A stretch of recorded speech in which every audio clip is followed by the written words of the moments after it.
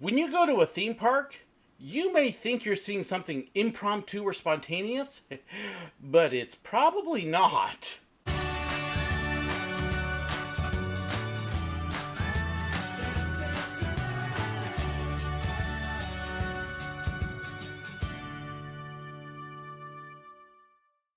I have a lot of people that come up to me who remember when I worked at the theme parks and love to talk to me and say, "Hey, do you remember that time when you messed up or you said this or you forgot that? Or what about that one time when they did this thing and completely messed it up?" And thinking it's all original, that what they're seeing is something that's spontaneous, new. You might be surprised how much of what you think is completely unique and impromptu really isn't so much.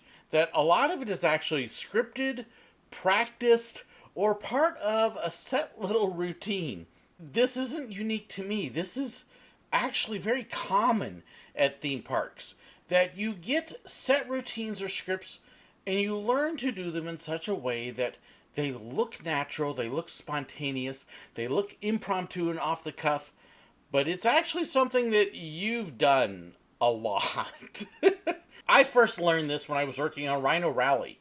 We were given a big script book that had the whole script for the whole ride. And your initial look at this is, oh my goodness, I'm supposed to do all of this every single ride? And then they explain to you that no, for every animal, for every spot on the ride, there is a number of selections, and you get to pick and choose which ones you want to do.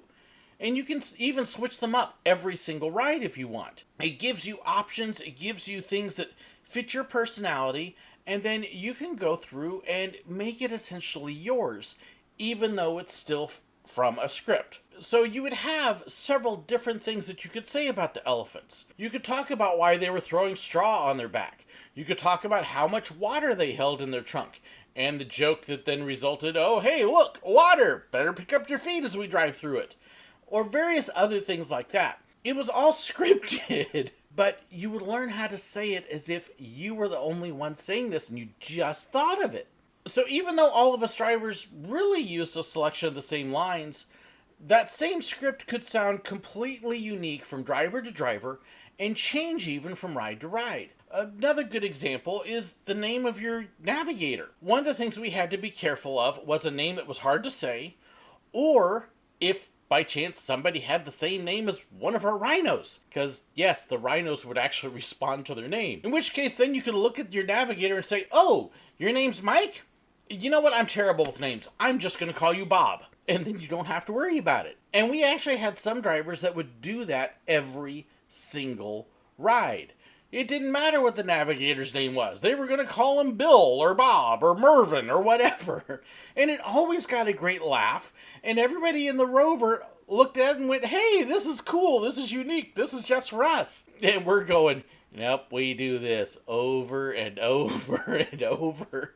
You have set routines that you just repeatedly use. And everybody thinks it's the first time. In fact, the Jungle Cruise skippers actually even do the same kind of thing. There is a script there, but for each spot there is a number of options, a variety of different things they can do, and that helps them become unique. So what a Jungle Cruise skipper is saying is scripted. It's all approved and set, but they just take bits and pieces and mix and mash it so it sounds like it's unique. It's why you hear some of the same jokes over and over, but other times you'll hear a joke that, oh wait, I don't think I've heard that before, it must be new. No, it's in the script. They just pulled one that's not used as often. This held true even at Disney as well. I had kind of about a dozen different verses, catchphrases, opening lines, things that I would use when I saw guests to kind of help get their attention, say hello, draw them in, and make a fun interaction. Yes, there was the good morning. No, thank you.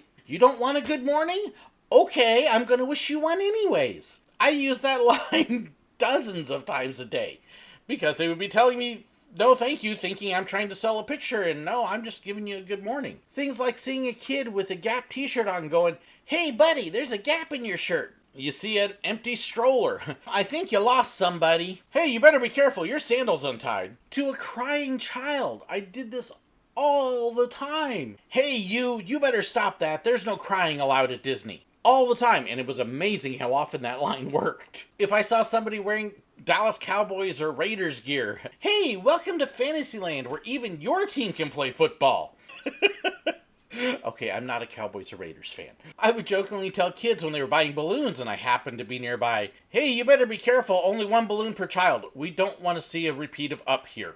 And you just had this set routine of lines that you could use and that you could repeat. People would think it was new and spontaneous, and really you're just using the same line over and over and over. But for each guest that walks up, it's a new moment, it's a unique experience, it's all new to them, even though you've said it thousands of times.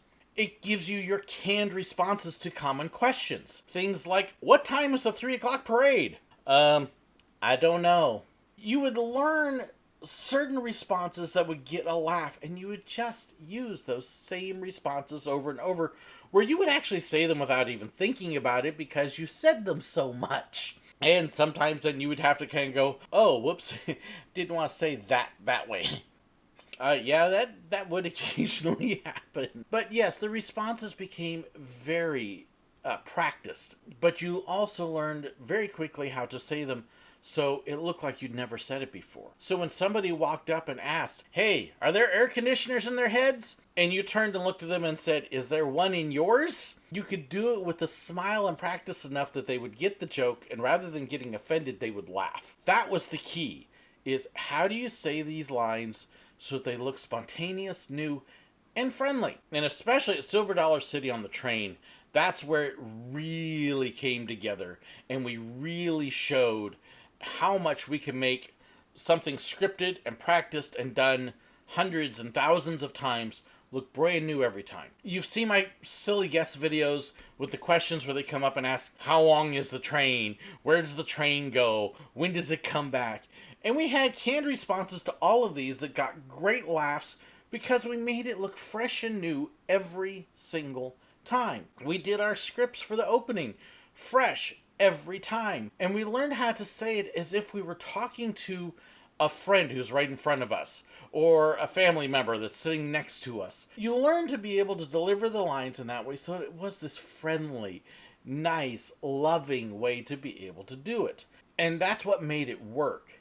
It allowed us to say things sometimes that on the surface could be considered rude, but you could say it in such a way that they laughed. It also allowed us to do things in the robbery show over and over that everybody thought was a mess up. I remember my very first day working at Silver Dollar City. I had been given the script and hadn't even looked at it yet. And the guys were asking me, well, what do you know about the train? My one memory of having ridden the train 7-8 years before was that they had blown a couple lines, they had messed up, and didn't know what day of the week it was. And that's what I told the guys. And I'm like, well, I remember when I wrote it that they slipped up and the conductor didn't know what day of the week it was. And, you know, unique blooper. And the guys started laughing because that's part of the script. They do that almost every single show, where the robbers say, our ma's on the train. She rides this train every Wednesday, just like clockwork. Well, that's great, blockhead. Today's Thursday. No, it's Friday or Tuesday. Or you practice it. It's a known blooper that we do every show. And yet I still have people all the time telling me, oh, you wouldn't believe it. They didn't even know what day of the week it was. Yeah, they did. They deliberately do that.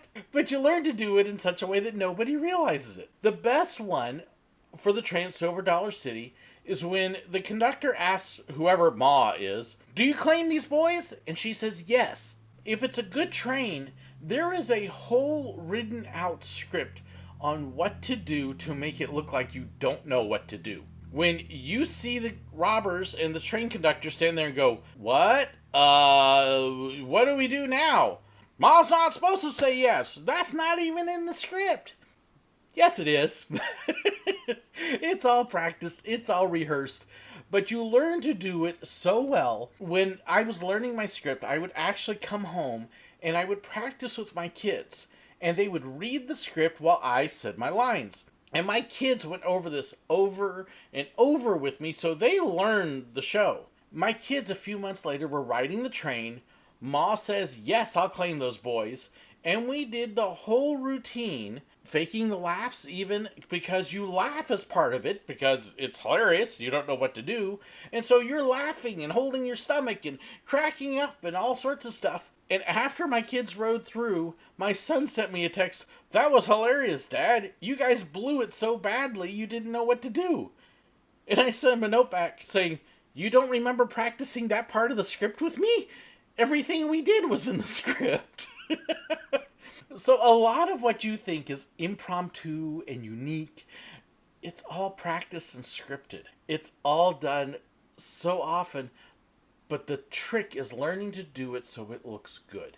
I've heard in a lot of cases now that theme parks for many people are actually kind of their training ground to learn how to act and do spontaneous comedy and stuff like that. And I believe it, because so much of what you do falls into that realm. But be aware, when you go to a theme park, yeah, it's not as spontaneous and impromptu and unscripted as it may look. Nope, they've been practicing that. So do you have experiences and moments where you've seen something at a park that you were sure was impromptu, sure it was unplanned, and then might have found out that maybe it's not? I would love to hear it. Maybe you've worked at a park where you've got the same kind of thing. You've got a set of lines or a practice script and everybody thinks it's all new. Tell me your stories below. I'd love to hear it in the comments. Don't forget to hit that like button, share the video as well, and hit that subscribe button if you haven't already. Make sure you hit the notifications too so you know when I've got a new video. I also want to give a huge shout out to my members and my patrons. They are my financial supporters. They help make so many things possible, including some of the trips you see coming up, B-roll footage and more, because they help support me. If you'd like to know more about that, be sure to check the links below. I've also got a couple huge shout out here for new members and patrons. A huge thank you, overdue, to Ro Nick and Dustin Haig. I never remember how to say your last name, Dustin. They have both signed on as brand new supporters. Thank you so much. Also, a huge welcome back to Rob Martin and Stephanie Burgess. Thank you guys for your support.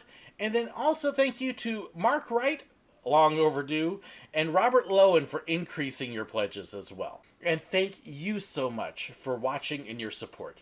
Thanks so much. God bless. So this is What You Think Is Impromptu Isn't with Bad Luck.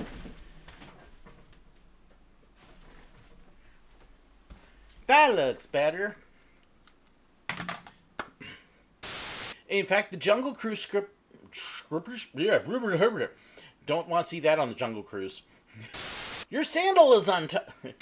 I would jokingly tell kids when they were buying balloons. I remember my very first day at the robbery. Try this again. And my one remembery. Yeah. What's a remembery? I want to give a huge... Yeah, do that.